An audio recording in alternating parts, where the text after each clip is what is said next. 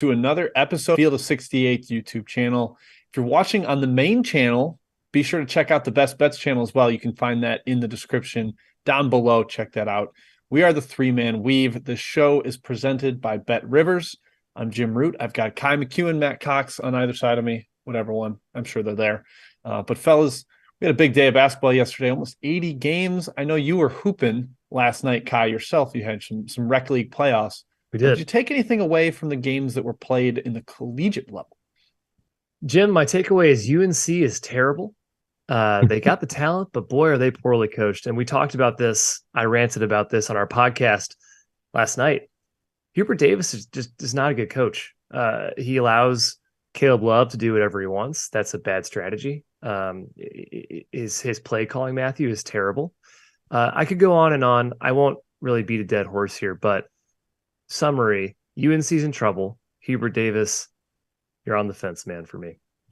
Yeah, the ACC is looking pretty weird right now. Virginia fans got to be licking their chops, thinking they're going to cruise to another ACC regular season title. Yawn. Jim, for me, no profound takeaways. I think home court sort of sustained last night. We talked about how the home court value has been pretty strong. A lot of these non-conference games, Notre Dame rode that wave, Miami rode that wave, Indiana rode that wave, Duke rode that wave, and Butler. I think that's 5 examples of the cross-conference tilt. So respect home court and just tread lightly if you're looking to back a road dog, especially in these like big high marquee cross-conference challenges. That would be a great transition into our first game, Matt, but I'm not going to go there yet. To build off your point, yesterday, this is info coming from Covers. Home teams were 47-23 against the spread with one push. 47-23. Favorites 49-21. So pretty good day for favorites, home teams. I wouldn't necessarily say that's going to just continue going forward, but keep an eye on it. Like if the home teams continue to rock, maybe there's something to all these teams coming back from the MTE. They're a little exhausted. It's good to be home instead of the road team. That might be something for future years we should probably at least be aware of. Yeah, archive. Shout out to the ACC for winning the ACC Big Ten Challenge. That was impressive. And man, shout out to New Mexico. Holy cow. Yeah. Win on the road at St. Mary's. That team looks all the way legit. Somebody, I think, messaged me. They're like, maybe they're this year's Wyoming, where they just kind of come out of nowhere and get an at-large bid. It's certainly possible with the resume they're putting together. Yep. They have talent. I agree. All right, let's kick off the outline here. Creighton at Texas. Big headliner. Matt, you mentioned this is a cross-conference showdown.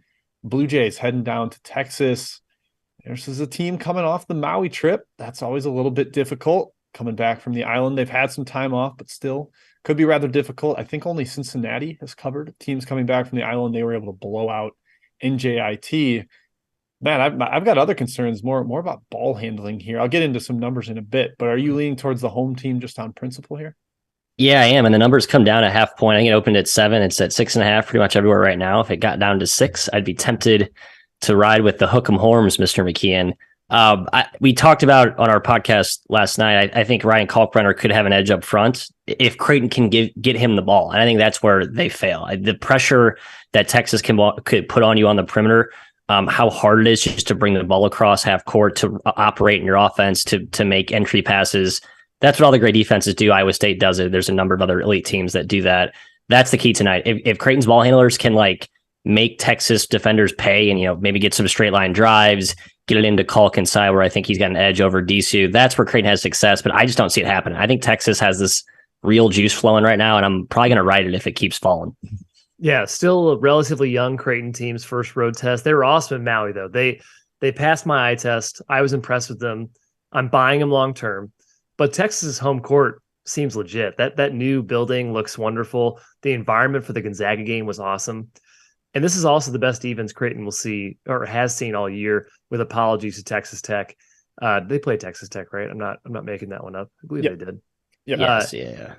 The key Texas here, their numbers, the key numbers here, they're 4th in the country in 2-point field goal percentage allowed. Creighton's 12th in field goal percentage, 2-point field goal percentage on offense. Texas can match up with what Creighton has been so successful doing all year, and that's what Matt kind of said, getting the ball to Kalkbrenner, getting it inside, getting it in the paint. And Texas's offense, Jim, looks way better than it has in the past. Yep. The Jays do have a legit rim protector, and they are good on the defensive glass. And Texas isn't shooting it great, but their offense looks good overall. Those guards have been playing well. The spread seems on target to me. Yeah, I'm kind of with Matt where if it dipped a little lower, I'd be interested in Texas. I'm giving a lot for home here. We saw the environment against Gonzaga. But as you said, Gonzaga doesn't really have a rim protector, and Texas was able to score inside.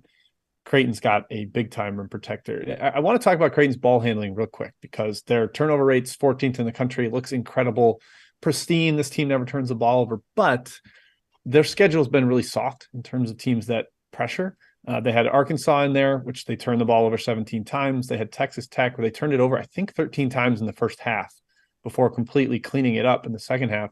But their other opponents, defensive turnover percentage ranking, 324, 278th, 252nd, 301st, and Arizona's 347. It's like they weren't playing teams that pressure the way that I think Texas is going to. And when they did play teams like that, they showed some vulnerability. First road game, I think Creighton might crack a little bit here with their ball handling. I definitely lean towards the Horns, up over 6. I don't want to lay it, but that's just kind of my gut sensation with this game. All right, coming up next, we've got Seton Hall headed to Kansas, another Big East, Big 12 battle. High Kansas has taken money, bet up from 7.5 all the way to 10. I was a little part of that because I don't know what Seton Hall's doing offensively, and they've got injury issues. You sent me some Shaheen Holloway quotes where he doesn't know who's going to play up until game time most of the time. I know Kansas has injuries too, but how do you see this one? Yeah, KU's banged up. McCullough is doubtful. He is pretty important on both ends for this team, and Pettiford probably is out as well. Bench guard piece. I think Yesufu's just as good there. But, Jim, you kind of mentioned it. I don't trust Seton Hall's locker room at all right now. It sounds like a weird situation. Shaheen Holloway has been frustrated with guys who are supposed to play, and they tell him they're injured before the game starts. I was looking to back Seton Hall in this game. I thought I would get a good number on him. A 10 is a great number, but man, Matt, with those quotes, you have to stay far away, in my opinion. Can't trust them at the Fog. 10 is way too high, but I'm not touching it. Yeah, I didn't touch it. I think it opened 8. Maybe if you got on the opener, I would have endorsed Kansas, but similar narrative to the Texas game we just broke down, right? I'm trying to respect home court, and Seton Hall has a lot of issues you guys discussed. So yeah, the problem is that KU's not prior year KU. They just don't have that like offensive 16-2 and 2.5 minute run gear that I think they used to have. It's a balanced team, but it's a team that's young and a team that's kind of banged up right now, relying pretty heavily on Wilson and Mr. Dick to score points in bunches there. So yeah, not a team looking to back Mr. Dick, Mr. Cox, Mr. Dick. We're cousins. What they are doing, Matt, is they're defending like crazy. And yeah, they are. You're giving me Kansas at home against the Seton Hall team that can't score really and has no general plan offensively in the half court. Just kind of a lot of ISO stuff. I kind of like Kansas here. Like I said, I took them at -7.5, but one of the openers and got a pretty good number. Would not recommend laying 10. That's a lot. But I just think they're further along. Seton Hall, God, that offense. I know they had the upset win over Memphis, but that was luck. They had some really, really beneficial breaks go their way down the stretch.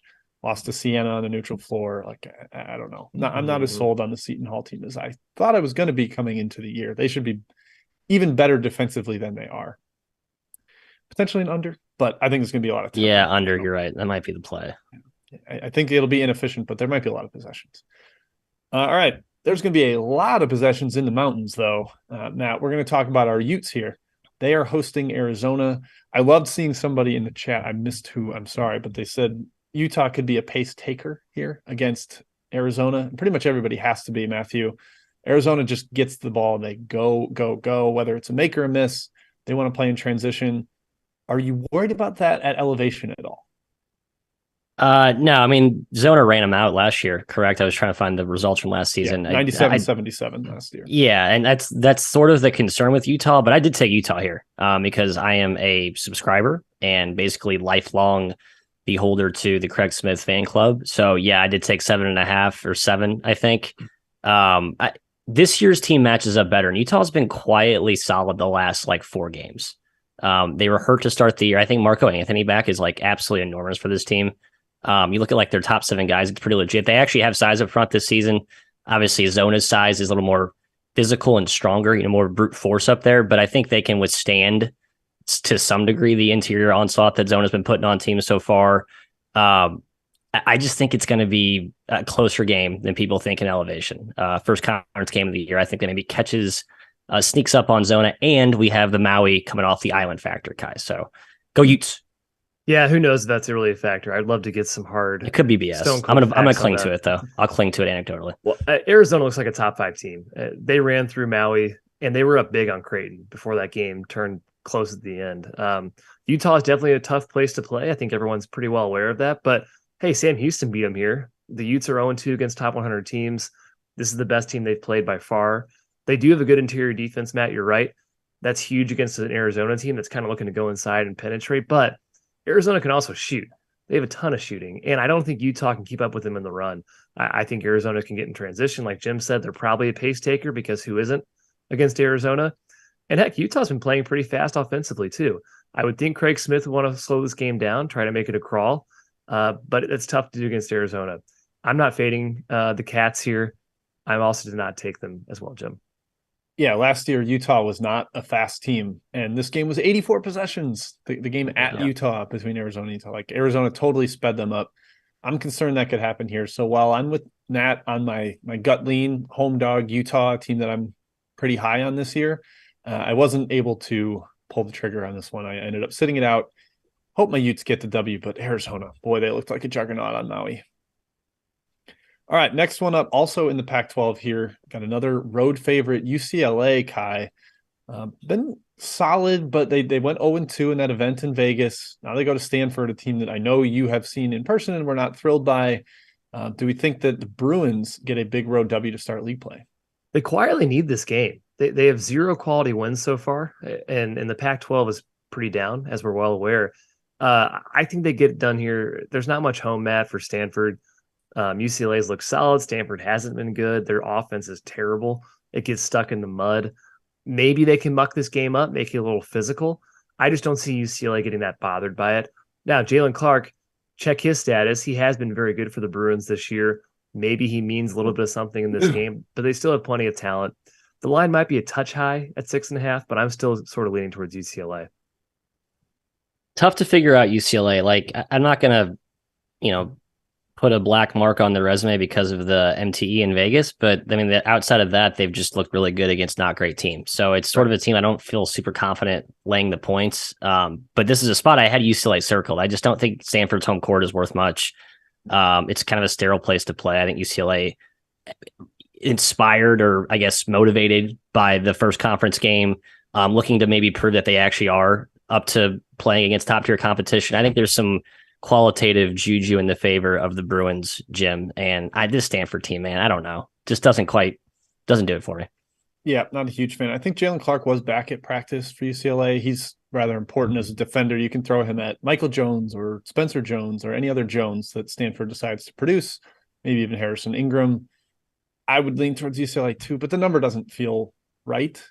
This would be like, if I bet it, it would just be like, I'm not looking at my number. I'm just UCLA over Stanford. I'll take it, but not betting it. All right, let's get to our first chat mob section. Before we do though, again, if you're watching on the Field of 68 regular channel, make sure you check out the Best Bets channel where we're trying to see if we can push a little more to that. This is the Best Bet show. It's every day. Feel free to check us out. All right, let's go to chat mob. This is our specialty. Any games, Kai? What do you got for us? Durko asks about Wright State and Robert Morris going to Jim. Spread's pretty high for a conference game. Yeah, but I kind of buy Wright State, and they have the offensive firepower to blow teams out. I'm not going to take them because conference opener, a lot of points for a dog. Perhaps Robert Morris is a lot more feisty than I would anticipate, but I like the Raiders this year. They've had a couple solid wins. Maybe the Louisville win doesn't look as good anymore, but Wright State would be my gut sense there. Need intel on Enoch Cheeks for Robert Morris, key player. Yeah, been out a few games. Yeah, a few games. Thank you. Matthew, let's stay in the horizon here. Cleveland State and Oakland. Oakland Grizzlies, we usually like to bet on this team. They've been poor this year. What do you think about this one? I bet them again today, but I'm sure it's a lose. I've already graded it in our spreadsheet, Kai, but the spread was too high. It just comes down to Jalen Moore, Lauren Bowman, and Rocket Watts, the 3 best players on that team, very clearly all injured to certain degrees. Greg Campy basically said they're playing hurt because they all want to play. So he's like, yeah, they want to play. I'm going to let them play. I don't have, what else am I not going to stop them from playing? But they've not been good. So, Jim, I'm hoping a little bit of rest, recovery, conference game to start. Maybe get more of a true effort from the Grizz. Yeah, maybe hopefully some defensive regression for Oakland too. Opponents shooting 44% from three. Cleveland State, I don't love as a favorite. So they can't shoot. Oakland. Yeah. I'm with you. Jim, Valpo and Belmont, this spread has come down from 11.5 down to 9 now. Valpo finally looked actually good against James Madison. What do you think? I think that was more James Madison hangover game after the South Dakota State win. I prefer Belmont. They just got Keyshawn Davidson, the transfer from Tennessee Tech, back on the floor. I've been really impressed with their freshmen. Maybe there's some like Valpo, all right, it's conference play. Let's reset. We're more talented than what we've been showing. But I just like Belmont. And we kind of like the teams that change leagues in their early conference games because the opponent is unfamiliar with them. So I would lean towards Belmont. That's definitely true. Matthew, you get Pacific and UC Davis. This game was up over 8 points. It's now 6.5. Pacific's looked terrible since, ironically, their head coach is back on the sidelines. I know.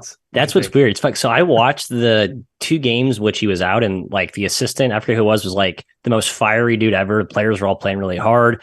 Haven't watched him since. Results certainly haven't been that good. The fan forums seem to think they've been fine. Just a couple of bad stretches, late execution. They think they could be a lot, 5-2, 7-2-5. I don't know. Could be all hearsay. I like Pacific, kind of short and sweet. I just think they're much closer to a pick with this team, not 7 or 8 points worse. Yeah, I wouldn't go pick, but definitely not 6 or 7 points worse. They're not that much worse than UC Davis. They're not. Davis blows leads constantly. Back door should be wide open. It should be wide open, baby. Ivy Curry, just jumpers. Jim, you get an extra game. Wofford and Presbyterian. I saw someone in the chat like the over in this one as well, but 12.5 point spread here. Man, that makes me nervous. I kind of like the under. I think both teams are half court centric. Maybe they can't defend each other, but Presbyterian got Winston Hill back a couple games back. He's been playing fairly well, hopefully ramping up his minutes more as we go. So I lean towards the dog in the under. I think Presbyterian tries to turn it into a slog, but man, I don't have that with a lot of conviction. So if you're on the over, go for it. Let's go one more before we get back to the rundown here. Matthew, Detroit Mercy on the road, Purdue Fort Wayne, another Horizon Conference game here.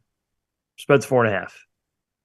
I took Mercy in the Fighting Antoine Davis's. Just think the number's a little too big. It should be close to a pick. I think Detroit's a little bit undervalued right now. The problem is that their home road splits are so stark. So I'm worried I overlook that by betting them on the road here. I think this was the case last year and the year before. They've just been much, much better at home.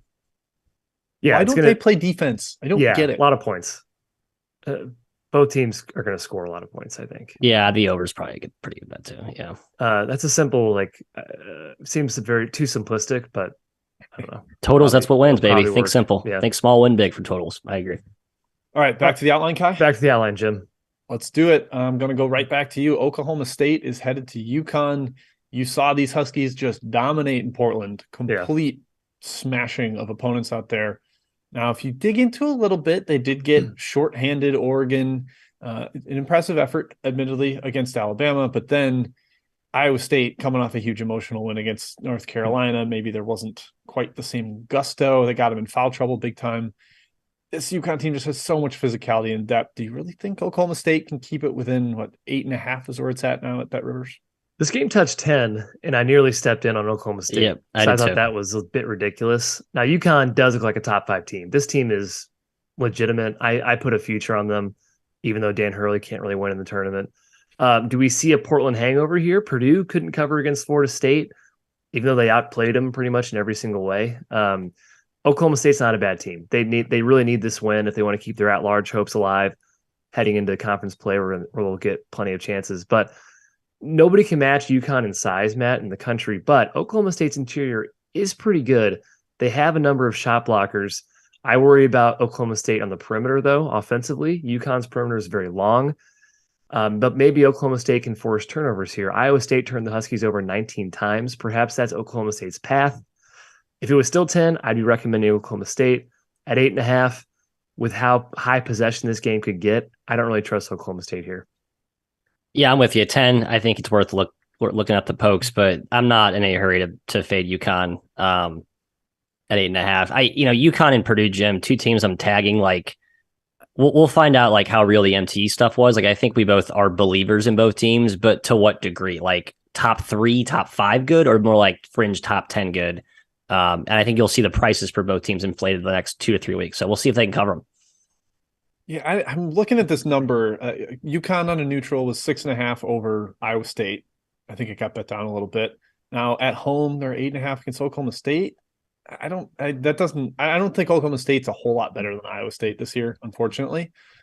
So I kind of lean towards UConn. And Matt, you talked about the home value in these conference challenges. This is the Big East, Big 12 again. I think Oklahoma State's really going to struggle to score against UConn. The size, the physicality that they bring. So I'm leaning towards UConn now. The numbers come down, but again, have not bet that one. All right, back to the Pac-12. We went away. We're coming right back to it. Back to altitude. Colorado hosting Arizona State. Now, we outlined the ridiculous Marcus Bagley saga on our podcast yesterday. We don't need to go into too much detail today. He's not playing because of some weird rifts with Bobby Hurley. Do you think that's enough to give Colorado the edge here as a home team in the mountains? No, I don't. I didn't take Arizona State. I just thought the line was a little too short, but I do like this Arizona State version, whatever it is right now without Bagley. It's funny, like a year and a half ago, we're like, oh, Bagley's worth 5 points. You can't bet this team without Bagley, and they were atrocious. Now they've kind of retooled the entire identity of this team around defense and physicality, which has been lacking severely the entire Hurley regime there. And it kind of reading between the tea leaves sounds like Bagley wasn't all the way committed on the defensive end. And I think the players in both Hurley are just completely fine with him not being there. So all that's to say, he's not a part of the handicap. I've kind of thrown him out, and I don't trust the Colorado team at all, Kai. I think they're incredibly volatile. So, this is a great live betting game. I'll definitely say that. I think if you get one team down 10, down 15, you'll see some NBA type swings. Yeah, like Utah, right? Colorado, tough place to play. We might be looking to fade these Arizona teams in the next game, perhaps, a little mountain road trip. But yeah, weird stuff going on with Bagley. Perhaps it's actually helped Arizona State to know he's just not going to play. I mean, he's gonna transfer at this point with all the Twitter stuff he's been doing. Colorado's difficult to figure out, man. Apparently they can play with anybody, and apparently they can lose to anybody. So I can't say I feel good about backing them. I can't say I feel good about fading them. It's only their third home game of the year. I think they do give a pretty good effort here in the opener. Arizona State is not a great road team. Their only road game this year was a loss to Texas Southern. The spread just feels about right at 4.5. So I'm staying clear away, Jim. Kai, that was one of my bigger points. Like their poor road effort at Texas Southern. Now they have to go to altitude, tough place. That is kind of getting me skeptical of Arizona State. And no one's made threes against Arizona State. I know they have defended better this year, but they're not some like crazy long monster closeout team. And they're surrendering 22% a make rate from downtown in 7 games. I don't buy that. I think that starts to maybe regress a little bit. You said Colorado's up and down. They're better when they're locked in, motivated, and this is their conference opener at home. So I think you should get the better version of Colorado today. I'd lean towards the Buffs. Didn't end up betting it because of the number. Also, think it's fairly spot on. Think that a lot of these Pac-12 games were aligned fairly well, but that would be where I'd go there. All right, last one in the Pac-12, Washington State at Oregon here. We've got the Ducks, Kai, super banged up. Sounds like they're still going to be without Bartholomew, still no Cousinard. A lot of the depth players still probably out as well. Maybe only like 6 or 7 scholarship guys have to play some walk-ons in the backcourt. Does that give the edge to the Cougs on the road? Yeah. Both teams kind of need a win here. Oregon is getting healthy. Rigby is back in the backcourt. Brennan Rigby making his debut. Altman talks about him like he's incredibly important. So I know. Ton of love for him. A favor for them. But Dante's still questionable. I'm not sure if he's going to play. TBD. If he's out, it's definitely Wazoo for me. But even with him in there, I think Wazoo can compete. I don't think Rigby moves the needle a ton. I'm kind of slightly disagree with Altman there. I think Wazoo can compete on the glass. They can match size up front, or at least get close, Matt, which a lot of teams cannot against Oregon. Oregon's the biggest team in the country. And Smith's a great coach. His team can also shoot. Oregon's allowing a ton of 3-point attempts this season. They're not defending the line very well, and that has a lot to do with their backcourt being kind of gutted right now. It's right up Washington State's alley, this matchup. It's my best bet as well. And I believe they are +4 right now. It's come down, unfortunately. Yeah. +4 best bet on Washington State, I will take. Love it. Yeah, I'll just give you Washington State side of the coin. I'm all over Washington State here. I think if Dante plays, I still like it. If he's out, it's like I'll probably add more, even at the worst number. I just think they should be favored with how much in shambles this Oregon thing feels right now. I mean, Altman was pretty explicit about how ominous it seems. Washington State got healthier. Rodman's going to be back for his third game. They get Rosario back. I know he hasn't really done much, but he's an out of the body for a team that needs bodies. They play well with depth. And I think their size will just completely negate Oregon's only avenue to have success on either end. And without Dante, I mean, it could be a bloodbath up front. The Pit doesn't have the same home court juice when this team's not rolling. So, yeah, check. Wazoo all the way. I wouldn't call it bloodbath. Ware's pretty big. he's pretty. Yeah, Ware's big. Sorry, you're right. Ware's big boy. Big we boy. don't know. He's big boy. Brittle Biddle is also questionable. So we'll see if he's out there. Oregon with this short-handed team did beat Villanova, but I think that is Villanova indictment more than anything. That team is really, really struggling. My one hesitancy on Washington State, man, is your boy Justin Powell continues to have terrible splits when he plays better competition. It's become a career-long thing that is starting to make me wonder if he actually is that level, that tier. If he's played like up to 20 games now against power conference competition, and it hasn't been good. The numbers are bad. So we'll see if he can handle it. Oregon being shorthanded in the backcourt and maybe having to guard him with Gabe Reichel, a walk-on, could be huge for Powell. But I like Washington State. I'm on the same page as these guys. That's just my one hesitation.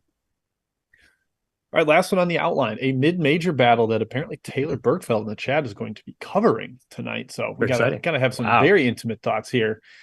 Youngstown State headed to Northern Kentucky. Now we've got injury questions here for the Norse. Sam Vincent's status pretty big. So Taylor, if you got a scoop on that, you're gonna be in the arena. Let us know. Please DM us. But the Penguins are road favorite here to start off league play. Do they get a road victory to start off the horizon? Matt. Oh, to me, sorry. I was just reading the chat. Like, yeah, go Norse, baby. I'm kind of with them. I think the Norse is my lean. I didn't bet it just because I respect how good Youngstown's been this season, and that roster is very good, very deep. But the Norse cannot be backed until you know the situation of Sam Vincent and Xavier Rhodes. I think we think Rhodes is going to play, but Vincent is more unlikely. Effectively, those are their two Rhodes primary illness, and Vincent's like actual injury that they've been vague about. Right, and those are like their two primary ball handlers, creators. Now Marcus Warwick went for 45 last game without those two, carried them to a narrow win in overtime against Tennessee Tech. Kind of shows you, it kind of shows you how they need those other two complementary creators to just take the pressure off Warwick. Otherwise, it's going to be like, all right, Warwick, it's you or no one else is going to get buckets for us.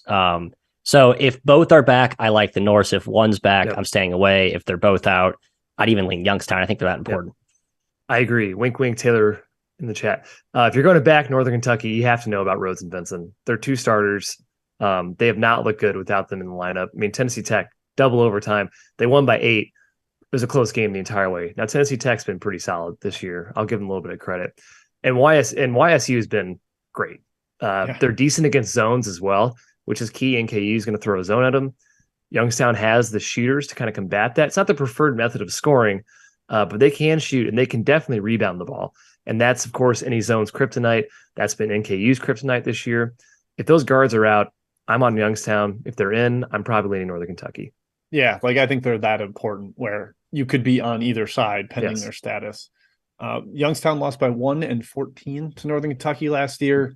They do have some new pieces. Hopefully they're familiar enough with the weird amoeba zone that NKU throws out there. That's always the key against them. But I'm with Kai. It comes down to the status of Vincent and Rhodes. I strongly think Rhodes is going to play. It sounds like it, but Vincent is a big, big swing. So we'll see what we can find out there. All right, that's it. Let's go to Chat Mob Part 2. Again, if you're watching on the Field of 68's usual channel, check out the Best Bets YouTube channel. Subscribe to that one as well. We're live 5 to 6 times a week on there.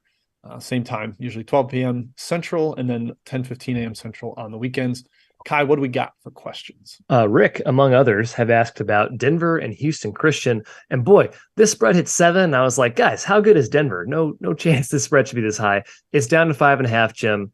A little more reasonable, in my opinion. Do you have a side in this one? I was surprised it went up that high with Tevin Smith questionable. Denver's best player had a knee injury at their MTE, missed a game. They have not released how serious it is, if he's done for the year or if it's a slight sprain and he could be back. But man, it's hard to imagine that number ballooning like it did if he's not in there. I would lean towards Houston Christian, but they also have been pretty abysmal this year. Their defense is a sieve. Like, you get a layup immediately against them. So I'm a little bit skeptical. Matthew, Murray State, Illinois State, Valley opener for both teams, Valley opener ever for Murray. Yep. Illinois State's been terrible this year, but this spread's pretty big. Part of me thinks it's bounce back time for the Redbirds. I kind of agree with that. I didn't take it because they've shown me no evidence to believe. Like, I need to at least see like 10 minutes of basketball where it's like, okay, if that team shows up for 30 times, that's probably good enough to cover. But I haven't even seen that. Like, they just kind of rolled over against Rhode Island, who's kind of a shell of themselves. That was putrid. And Murray State's look really good. Like, I think we're still jaw on floor after their MTE performance. But you're right. The first conference game angle kind of made me stay away. So nothing there for me. Illinois State 0-7 against the spread this year, -7 cover margin. They have been as bad as you can be. Yep. Yeah, don't catch the falling knife. Don't try to time the upswing. Just keep fading or keep betting and then go from there. That's going to be my policy this year, guys. Yep. Texas State, Jim, 12-point favorite against Lamar. Speaking of teams that don't look very good, Texas State. I kind of like Texas State here. Maybe that's gross, laying a bunch of points on the road, but I think they usually smash lesser competition. That's kind of been their style. It's how they've won Sun Belt. They are terrible if they have to play power conference teams. They don't really elevate well unless that power conference team is Oregon State, but or Cal. But I would lean towards the Bobcats here. Bobcats, is that right? Texas State? Bobcats. Yeah, Bobcats. Right. Lamar's terrible too. They're bad. They're really bad. Yeah. I'll take this one, Milwaukee and Green Bay. I'll tell you what, Milwaukee's looking a lot better. And we love Bart Lundy, the coach coming over from Queens, who's also doing pretty well this year. It seems like he finally figured it out in their little MTE they had. They hosted. Green Bay's not a lot of travel. It's up to 7.5. Can't recommend now, but I did like them at a lower number, around 6 or so. That's high. Yeah, it's a lot. It's a high number, but I was like, the number's too high. Who cares? Milwaukee's good now. Green Bay's been absolutely atrocious. They're without Blake, the only guy who looked somewhat competent the last game. So if he's not playing, like, I don't know, what's their hope of scoring? None. Matt, thoughts about Utah Tech going to Utah State, the Spectrum Center, baby? Yeah, it's a big number, but Utah State makes big numbers look small pretty quickly. I know the travel's not as crazy as a lot of the teams that have to go there, which I think wears teams out quickly. And, Utah Tech plays in some altitude. That does help. They're well coached, but no action here for me. I will say Utah Tech is like south end of the state, close to Vegas. So it's a pretty good stretch. It's not like it's a road. Yeah. Big state. Yeah. Jim, Washington and Oregon State from Andrew here. The Beavers are +5 home dog coming home from Portland. What do you think? Pac-12 team that did not make the outline here. I lean towards the Huskies, but man, that's not a team I want to trust as a road favorite. And Tinkle does seem like he's got his bag of tricks this year. The young pieces on that roster have been pretty solid. Pope in particular, gave a shout out to him on our real podcast. So I would lean Washington, but I don't feel good about it and definitely will not recommend it to folks. We talked about the Valpo Belmont, Mr. Metric Panda. Fairfield Manhattan, is that a game that's on today? It is, Matt. Yes, it is. Fairfield's -2 at Manhattan. Manhattan is kind of acquitted itself a little bit with the coaching situation. What do you think? I agree. People overreact to the Manhattan thing. Like, the roster is fine. It's not terrible. Not enough guys stayed. They got Samir Stewart, my boy, back, Kai, as you astutely found in the box score. Yeah. So, and they like the coach. Apparently, the coach has been an assistant. It's not like it's a major stylistic. Like, still a competent team. And I think Fairfield's very good. So I would lean the Jaspers. I don't know why I haven't played this actually. I think Fairfield's kind of good. I thought they were good. Then they played bad. Then they doused Towson. I was like, oh, they are good. So Matt likes Marist. Matt does not like Fairfield. That's my, I have like a notepad on my screen because I always confuse those two. I dislike Fairfield every single year, and I'm trying to come around on this team. Okay, that does it for Chat Mob Round 2. Let's go best bets. I think Matt's leading us off here. Yep, Matthew, hit us. Oh, that's right. I forgot I forgot my best bet because I was going to go Washington State, but Kai jacked it from me. I knew you wanted. So what is my best bet? Mount St. Mary's is your best bet. That's right, Mount St. Mary's. Thank you, Kai. Look the newest addition, folks, to the MAAC. How excited I am to share with you. No, this is actually a really good bet, even though I forgot about it. I have so many good bets today. It's hard to keep track of them all. But yeah, the Mount in their first conference game going on a, I don't know, semi-short, not that short road trip to the Northeast corridor there. I just think they've been very impressive so far. Looked really good, acquitted themselves on the West Coast trip. I know they're going to be without likely one of their better guards today, but I think they dominate St. Peter's up front. They still kind of have like the that bigger DNA that they've had the last couple of years. And St. Peter's has no size, like absolutely no size this year. It's like all guards under Bashir Mason. Big matchup edge for Mount St. Mary's. I think the better team. So give me the Mount. +3, I think is the current number. I'm looking up. It is 230 miles away from St. Peter's. Huh. That's a little farther than I thought. Yeah, it's in like Maryland. Yeah, I should have known that. Okay. It's not that far though. Whatever. Yeah. And it's Emmitsburg, Matthew. Emmitsburg. Yeah. Emmitsburg. Right. Kai, what about your best bet? Best bet, again, is Wazoo +4. That's Washington State, the Cougars. They are located in Pullman, Washington. Jim, your turn. I'm going with an over, and I know that will probably surprise everybody. Wow, how did Harry know that? I guess it's probably on the screen. That must be what it is. But yeah, Cornell and Delaware, the over 155, big number. But Delaware has run when they play teams that run, and Cornell loves to run. They get up and down with Mr. Earl at the headline or at the on the helm. At the helm? Yeah. Wow. I just got lost in a total brain fart there. Helm? But yeah, I think both teams will play fast. I think both teams can score. Jair Davis should have an absolute heyday inside against Cornell's interior defense. So I've been trying to get out of the fight. The unders weren't doing great. The efficiency has spiked around the sport the last couple of days. So I'm going with an over here to try to change things up. And it is a high total, but I like it. All right. That is it. Thank you, folks, for tuning in. We'll be back one more time tomorrow. Not a deep slate tomorrow, but there are some big headliners. We got Gonzaga Baylor from a neutral floor tomorrow. We'll be talking about that one. Same time, 1 p.m. Eastern, 12 Central. And one last plug, if you're watching on the Field of 68's main YouTube channel, hop over to the Best Bets channel, get in there, get in the chat. That's where we pull all our questions from. So if you have a game you're curious about, that will be coming from the Best Bets live chat. But until tomorrow, good luck tonight. Enjoy the basketball.